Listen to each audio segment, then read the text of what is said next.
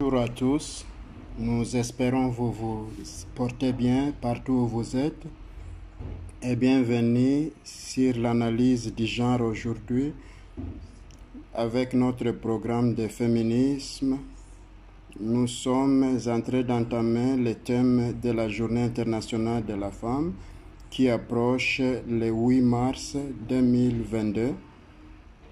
Bienvenue et nous espérons que vous allez trouver ce programme très intéressant. Aujourd'hui, parce que nous nous concentrons sur la journée de 8 mars, il y a beaucoup de célébrations que nous devons faire et être fiers de ça en tant que femmes dans la lutte. Nous avons combattu, nos parents, nos mères et nos pères ont combattu contre l'injustice que nous trouvons dans ce monde, et ce n'est pas un monde qui a été créé par eux, mais un monde qui a été créé par ceux qui sont dans les affaires. Aujourd'hui, nous voulons prendre cette opportunité pour partager ce que nous pensons par rapport à la Journée internationale de la femme.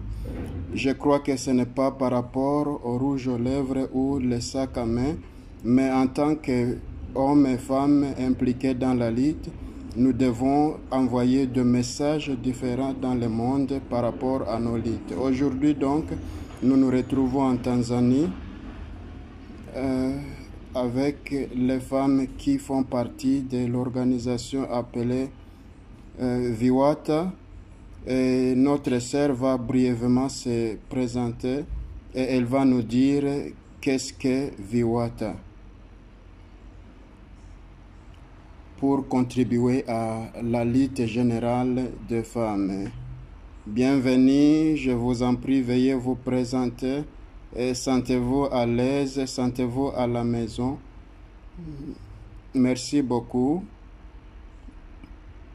Mon nom c'est Theodore Pils. Comme Zikona m'a présenté, je fais partie du secrétariat de Viwata à Morogoro. Et en principe, Viwata, qui est une organisation de petits fermiers de la Tanzanie, qui regroupe les petits fermiers en Tanzanie, qui a commencé en 1993 avec l'objectif d'unifier les petits fermiers, pour défendre leurs intérêts, les intérêts politiques, économiques et sociaux. Voilà comment le mouvement a commencé jusqu'à aujourd'hui pour défendre les intérêts des petits fermiers. Merci beaucoup, ça c'était vraiment intéressant. Et nous nous retrouvons dans la terre de Maman Bibi Titi. Et elle est l'une de vie qui nous donne des inspirations. Elle vient de cette région, spécifiquement en Tanzanie. Il y a beaucoup que nous avons appris d'elle en tant qu'une femme internationaliste, et nous tirons des forces et des inspirations d'elle. Et aujourd'hui, nous voulons savoir plus sur l'inspiration que nous tirons de la vie de Maman Bébé.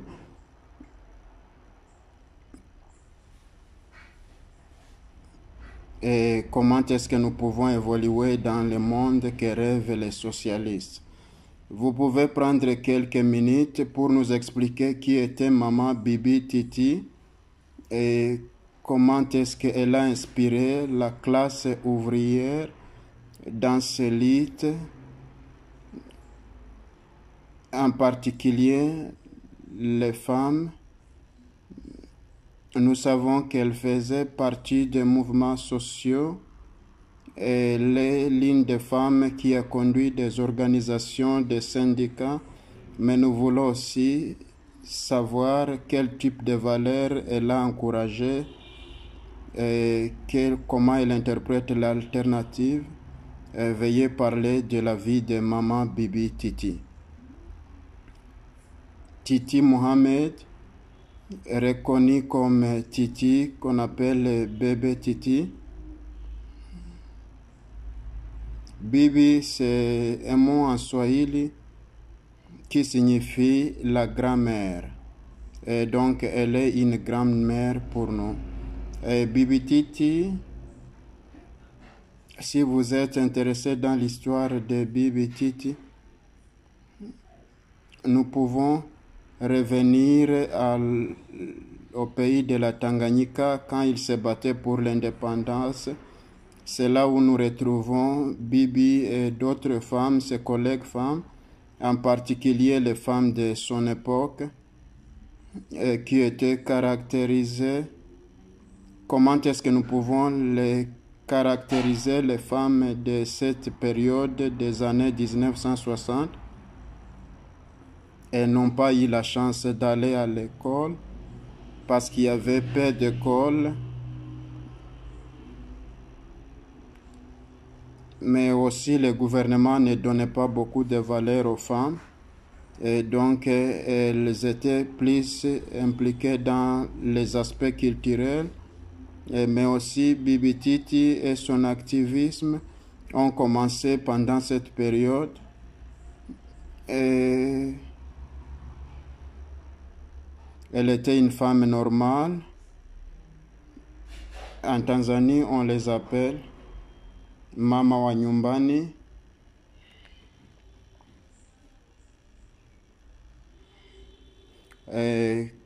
Quelqu'un qui construit la maison, qui maintient le foyer. Elle faisait aussi partie des groupes culturels et c'est à partir de là que Bibi Titi a eu son expérience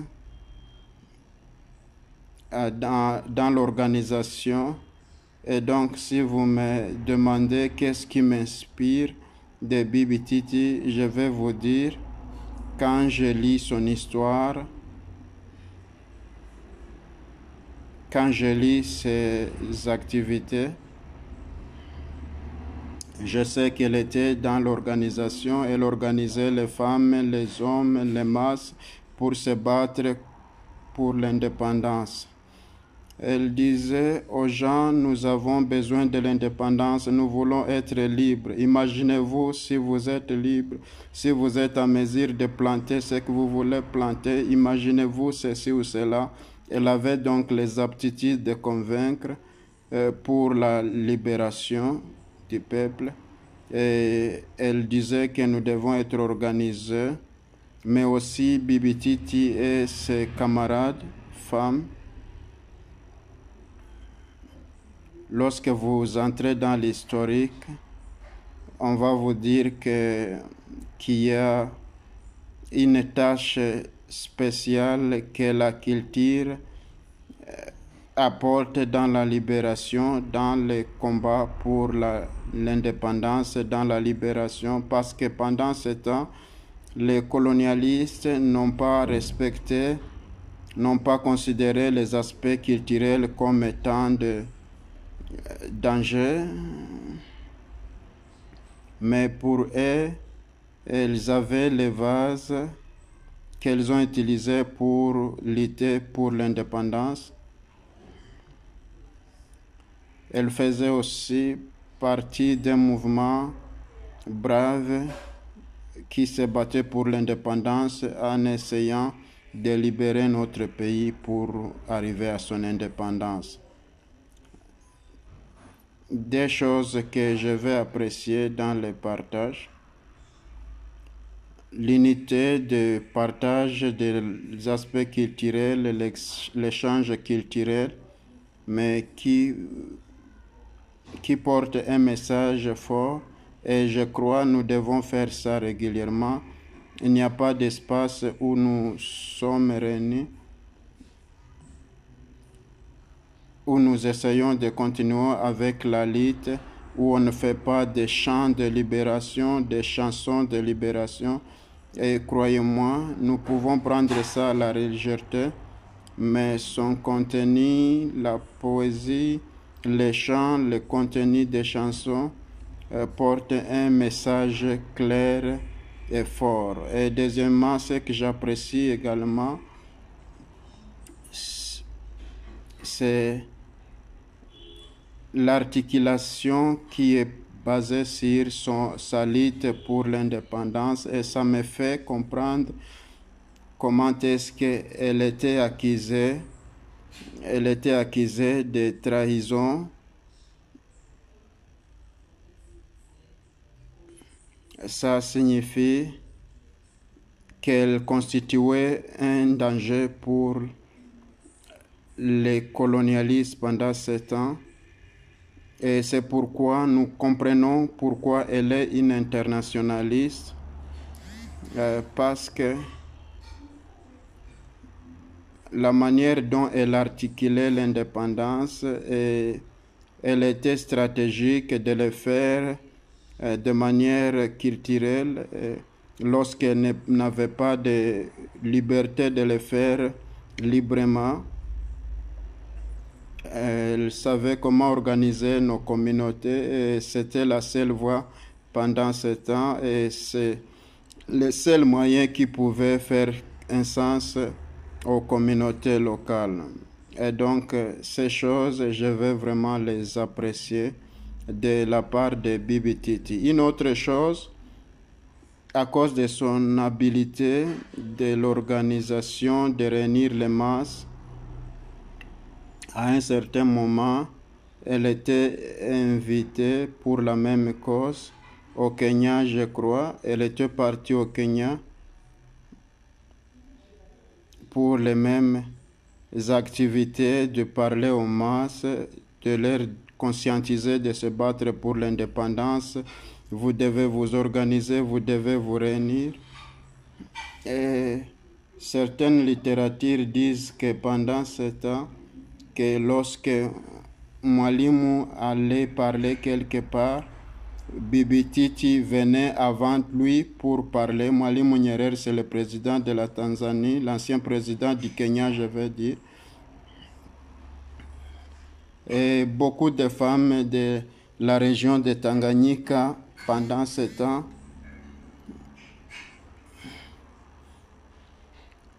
ont constaté que l'agenda de lutte pour la lutte pour l'indépendance était vraiment importante et d'autres ont utilisé beaucoup de moyens pour faire peur les colonialistes.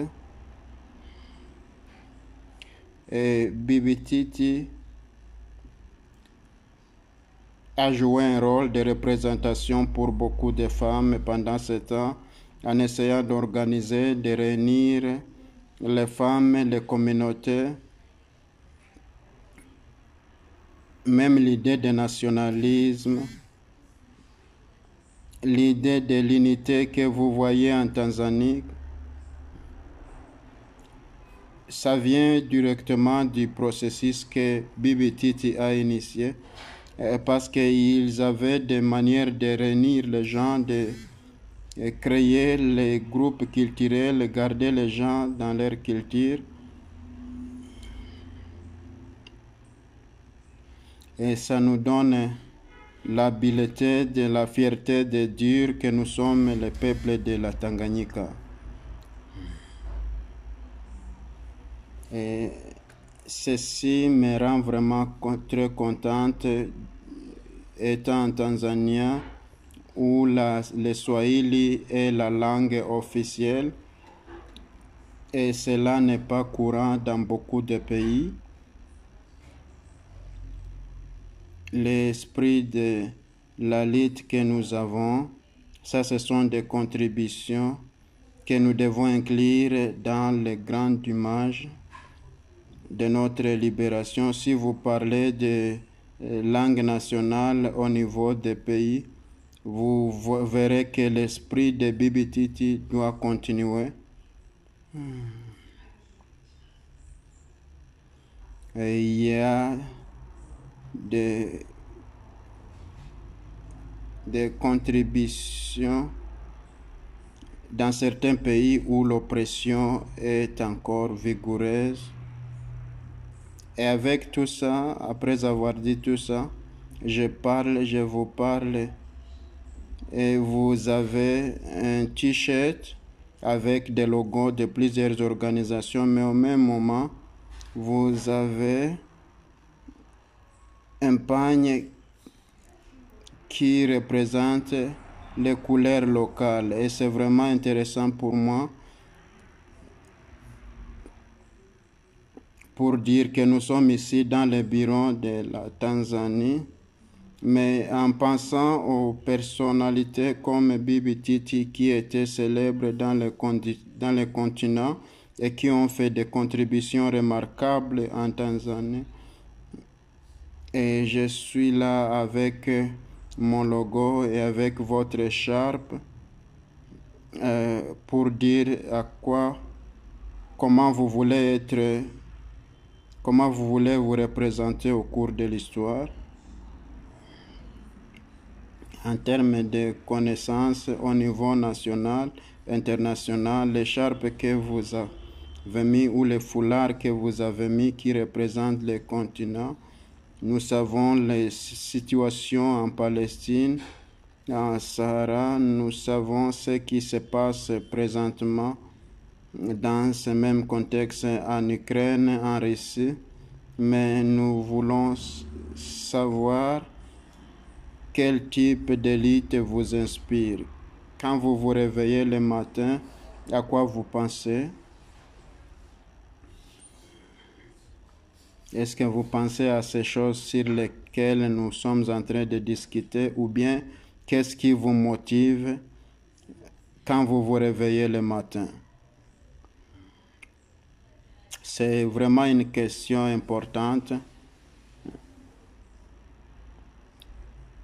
Mais je crois la question est aussi liée à la grande lutte de mon organisation Viwata, l'organisation à laquelle j'appartiens, et d'autres organisations progressives, de voir ce qui m'inspire quand nous allons au village et quand je trouve les petits fermiers.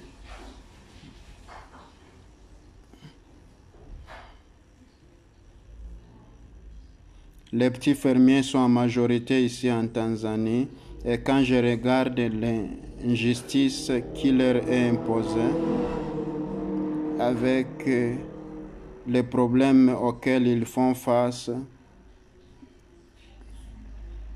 et donc je me dis que tout ce que je peux faire, je vais faire ma contribution sur cette lutte.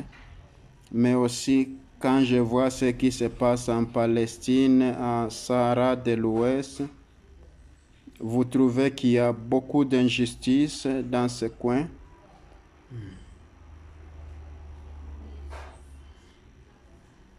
Il y a quelque chose qui me vient en tête.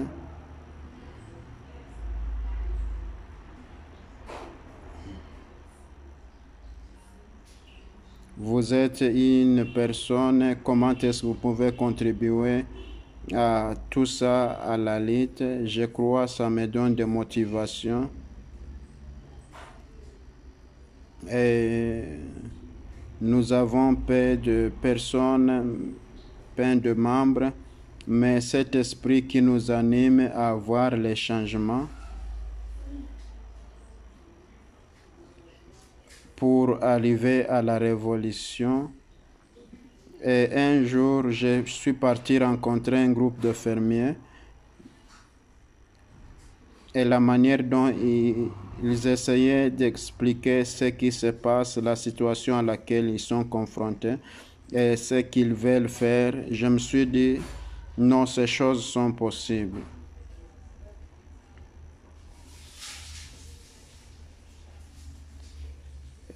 J'ai eu le temps de les rencontrer et nous faisons partie du processus national de construction d'un mouvement pour la libération du peuple, pour se défendre contre les systèmes qui existent. Dans la conclusion, peut-être vous allez parler que comment les membres de Viwata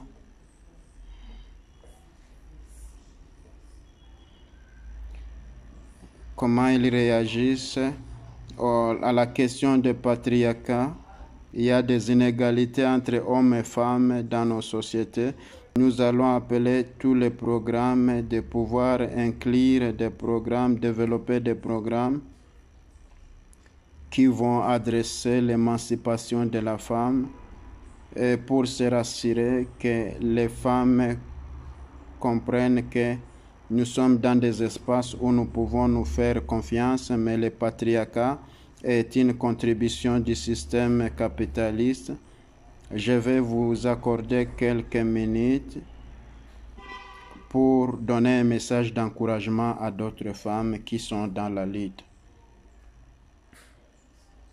Et donc, je crois que toutes les femmes qui font partie de cette lutte, en principe, elles doivent comprendre quelle est notre lutte, à quoi nous luttons,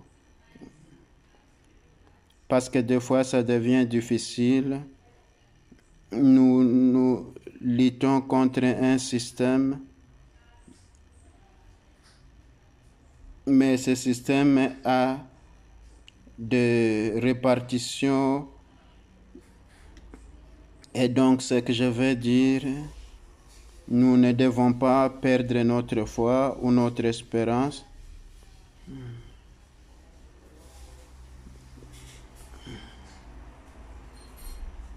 Nous devons savoir que ça, c'est un défi pour nous. C'est ça notre lutte. Et ça doit être la lutte de la société, de toute la société. Parce que je crois c'est Thomas Sankara qui a dit qu'il n'y a pas de vraie libération sans la libération de la femme. Donc vous voyez que tout ce que nous voulons accomplir comme résultat de notre lutte en tant que classe ouvrière, ça s'appuie sur la libération de la femme. Et la femme devient donc un dénominateur commun que nous avons, et donc nous ne devons pas perdre notre foi. Nos luttes sont réelles, mais nous devons continuer à nous battre et nous allons y arriver. Merci beaucoup.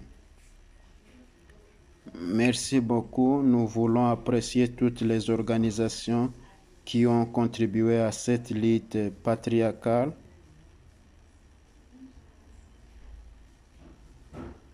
Pour les droits de la femme, les droits des communautés, toutes vos contributions à tous les niveaux de la chaîne.